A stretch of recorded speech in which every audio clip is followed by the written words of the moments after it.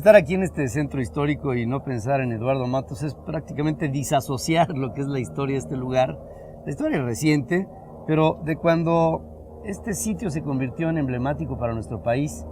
Tiene, digamos, 30, 35 años y Eduardo Matos ha estado al frente de lo que ha sido este enorme proyecto que ha proyectado a la Ciudad de México en todas partes del mundo.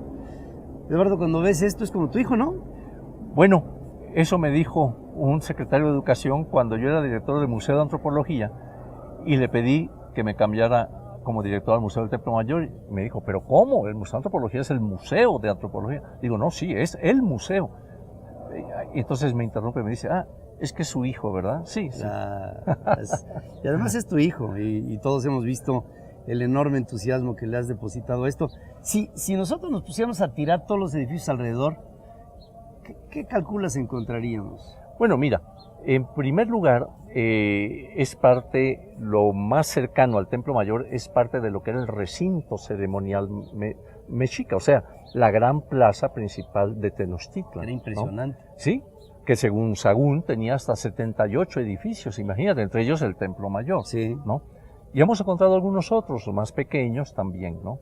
Yo creo que hasta la fecha hemos detectado más de 40 vestigios correspondientes a esos edificios que se encontraban al interior de la gran plaza de Tenochtitlan. Entonces, sería muy interesante pues que iríamos encontrando lo que era aquella gran plaza, ¿no? Nada más que hay un problema, que no los podemos tirar, o sea, hay muchos edificios que son coloniales, también tienen un valor histórico, cultural, en fin, y entonces pues lo que hemos hecho es ahora que podemos excavar debajo de los edificios para encontrar allí los vestigios prehispánicos. De hecho, muchas de estas edificaciones que vemos, incluida la catedral, tienen material que perteneció a los propios templos ceremoniales. Fíjate que exacto, es muy simbólico que aquí estamos viendo cómo fue destruido el edificio, el Templo Mayor, ¿verdad?, en sus diferentes etapas constructivas, pero cómo emerge la catedral atrás, quizá en parte hecha con las piedras que se trasladaron del gran volumen que era, digamos, este edificio prehispánico. Sí, porque había que matar una civilización para que surgiera la otra, porque si no, aquí hubiera habido una resistencia absoluta de todo. Tienes razón, mira, hay que recordar que primero fue esa lucha armada, ¿no?, que culmina el 13 de agosto de 1521 en Tlatelolco, cuando ya es capturado Cuauhtémoc, que era el Tlatoani, era el jefe de las fuerzas mexicas, ¿verdad? Y es tomado prisionero por Cortés y sus huestes y miles de contingentes indígenas que apoyaban a Cortés, ya que eran tributarios de Tenochtitlan y querían liberarse. Claro, ¿no? era su forma. Y entonces, claro, a esa lucha armada va a venir la lucha ideológica, es decir, ahora es tratar de imponer una nueva religión, una nueva forma de pensamiento, un nuevo estado de cosas, y entonces empieza la destrucción sistemática de templos, esculturas, etcétera, y la erección de los nuevos edificios, y para eso se aprovechaban las piedras, digamos, los bloques de las esculturas que representaban dioses mexicas, se aprovechaban para que sirvieran de cimiento a los nuevos edificios. A las nuevas edificaciones. Y con todo, hay por ahí una descripción maravillosa que me encanta, aunque no vino a México, pero describió Salvador de Madariago cuando decía, este lugar olía a sangre, este lugar estaba lleno de moscas, producto de toda la concentración de los sacrificios humanos que había en este Templo Mayor. Realmente esta práctica un tanto canibalesca para nosotros, ¿sí se llegó a dar a toda su capacidad? Bueno, no había el canibalismo del que ha hablado algún escritor norteamericano, ¿verdad? Porque había todo un carácter simbólico. Para ellos era una especie de comunión, tomar alguna parte de un guerrero, por ejemplo, ¿no?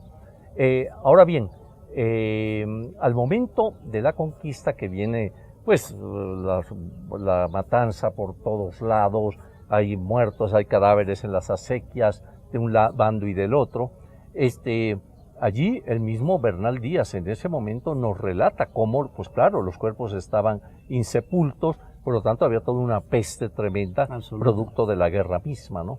Eso, pues finalmente ya se va, digamos, a limpiar y demás, y Cortés va a instaurar la ciudad de, digamos, ya novohispana en este mismo lugar. Se pensaba que si lo iban a hacer en Coyoacán o en algún otro lugar. Se iba hasta a pensar en el Valle de Cuauhnáhuac, que en algún momento, ¿no? Cuando Martín Cortés vaya y establece su primera hacienda. Sí. Pero, digamos, este era un lugar emblemático a conquistar y a ponerse encima de él. Exacto, claro.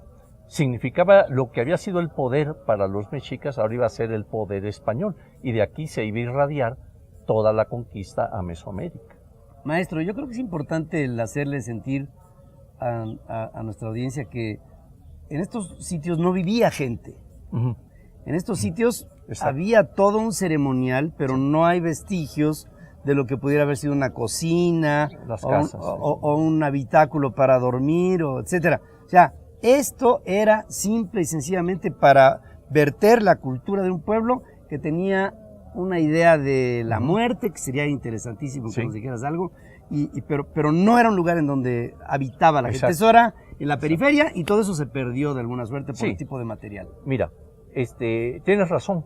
En efecto, cuando ellos construían sus ciudades, llámese Teotihuacán, muchos siglos antes, o Tenochtitlan, ponían su espacio sagrado, o sea, el lugar de habitación de los dioses, ¿no? Y alrededor toda la extensión de la ciudad, que era el espacio profano, el lugar de habitación de los hombres, ¿no? Entonces aquí estamos en el corazón de lo que era, digamos, este templo mayor era el corazón de su cosmovisión, o sea, el templo mayor inclusive era el centro fundamental de esa cosmovisión, ¿no? Entonces, era el lugar, digamos, sagrado por excelencia. Y entonces se instaura aquí. Y en los alrededores, fuera de la gran plaza ceremonial, estaban los barrios, estaban las habitaciones, algunos palacios de dirigentes, las habitaciones populares y demás, que en ocasiones, si pudiéramos excavar en algunos lugares, podríamos detectarlas, porque todo subyace debajo del centro de la Ciudad de México actual, ¿no? Entonces, por eso comentábamos, ¿no?, cómo es una ciudad, la de México, sobre muchas ciudades prehispánicas, pero claro, la Ciudad de México ya cubrió muchas de las ciudades, Tacuba, Iztapalapa, eran centros, eran ciudades, Texcoco, en fin. Entonces, y aquí era el corazón principal de los mexicas, ¿no? ¿¿Moctezuma II sí vivía aquí? No. Él vivía precisamente debajo en parte de lo que es el Palacio Nacional, y que después fue, bueno, antes fue Palacio de los Virreyes también, y antes fue las casas nuevas de Moctezuma. Pero estaba fuera del gran recinto ceremonial. Sí, o sea, él estaba adyacente a él, más no integrado a él. Sí, no, afuera, ¿verdad? Este era el espacio sagrado de los dioses, y inclusive el mandatario, el Tlatoani, estaba, digamos, colindando con el gran espacio sagrado. Esto obviamente tiene una proyección que constantemente a lo largo del tiempo que tú has estado aquí, como bien nos narras, se han venido haciendo descubrimientos sobre las cimentaciones de algunos edificios adyacentes. ¿Se siguen haciendo trabajos, maestro, o digamos que la investigación en este momento está parada? No, seguimos trabajando, seguimos excavando, se siguen encontrando cosas, vestigios. Ahora sí que por donde vemos una rendija nos asomamos al pasado, ¿no? Y excavamos. Entonces sí hemos continuado trabajando y, por ejemplo, al frente del Templo Mayor también se va a hacer un nuevo acceso a la zona arqueológica para los visitantes, y allí también encontramos partes, ¿no? El piso de la plaza, en fin, vestigios que nos muestran lo que era ese antiguo recinto ceremonial, ¿no? Es importante, todos lo sabemos, el tema del subsuelo, porque aquí, digamos, para hacer todo este tipo de cimentaciones y después edificios, se tuvieron que hincar miles y miles y miles de árboles, tipo Leningrado o tipo San Petersburgo. Ahora, lo que ha pasado aquí en México envuelve una problemática. Cuando te metes al subsuelo de estos lugares, ¿no se ha perdido ya mucho por las mismas características del subsuelo? Bueno, es un subsuelo, claro, digamos lodoso, Sí. por el mismo carácter de que había todo un lago Sí. aquí, ¿no? Entonces, eso hace que el subsuelo, digamos que los edificios prehispánicos inclusive se fueran hundiendo poco a poco, ¿no?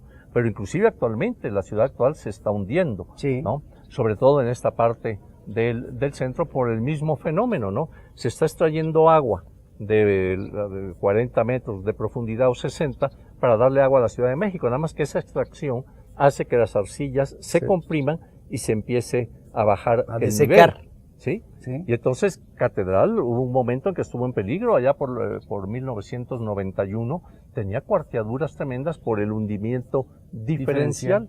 Y entonces abajo estaban las cuñas que eran los templos prehispánicos. Entonces yo hablé en algún artículo que escribí, es la venganza de los dioses, ¿no? Los templos antiguos ahora van a tumbar a los templos que por ahí te salió una cabeza de un Quetzalcóatl de la sacristía, ¿no? Por un lado, yo recuerdo un reporte de hace muchos años. Hace mucho tiempo, sí. Había ya una pieza ahí que desde la etapa colonial y que estaba ahí exhibida. Pero fíjate que en la ciudad se conservaron en algunos puntos algunos elementos, algunos vestigios prehispánicos. No sé si te acuerdas, por ejemplo, en Salvador, en la calle de Salvador, vemos cómo está, y Pino Suárez, vemos cómo hay en el edificio de los Condes de Santiago de Calimaya, en la esquina, hay una serpiente enorme, como las que tenemos aquí, o sea, una cabeza de serpiente que está en la mera esquina. ¿Una evocación de Quetzalcóatl?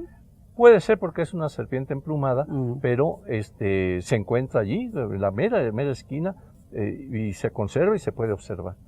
Maestro, yo no quisiera terminar esta plática sin que me dieras el concepto. Es muy interesante el conocer dentro de esta visión cosmogónica de las culturas como esta precolombina, tan importante para la historia y para América, de la muerte. Sí. O sea, incluso había polémica hasta para quién se moría primero, porque tenían una especie como, le daban la bienvenida al morir, ¿no? Como una glorificación de la vida. Parcialmente, no te creas que mucho, pero mira, ¿qué representa el Templo Mayor? Fíjate, el Templo Mayor tiene 2 escalinatas de acceso a su parte alta, y arriba hay 2 adoratorios, el de Tlaloc, dios del agua, y Huitzilopochtli, dios de la guerra. O sea, ¿qué nos está indicando esto? La dualidad vida-muerte. O sea, ¿cómo esa dualidad? ¿El agua como vida? Sí, claro. Y la guerra como consecuencia de la muerte. Sí, pero además, claro, la guerra está implicando digamos, el tributo que se aplicaba a los pueblos conquistados, ¿no? Por un lado. Y por el lado del agua, de Tlaloc, vemos toda la producción agrícola, ¿no? O sea que el sostenimiento de Tenochtitlan se basaba en esos 2 deidades que ocupaban el Templo Mayor. Por eso el Templo Mayor, con su fachada principal viendo al poniente, etcétera, tiene esos 2 adoratorios, esos 2 dioses que están implicando lo que decíamos, ¿no? La vida, Tlaloc, el nacimiento de las plantas, la recolección de los frutos, etcétera, y Huitzilopochtli, el de la guerra, la imposición a otros grupos, el tributo que tienen que traer, el vencimiento del enemigo, ¿no? Entonces ahí ves la dualidad por excelencia, ¿no? Y tú estás diciendo, viendo al poniente, eso tiene el significado de el decaimiento, el movimiento solar. Y al mismo tiempo es el final, ¿no? Cuando se pone el sol, al mismo tiempo implica una forma de morir. Es el ocaso, o sea... El ocaso, es perfecto. El dios, digamos, el sol, que es Huitzilopochtli en cierto sentido, es parido por la tierra por el oriente, por aquel lado.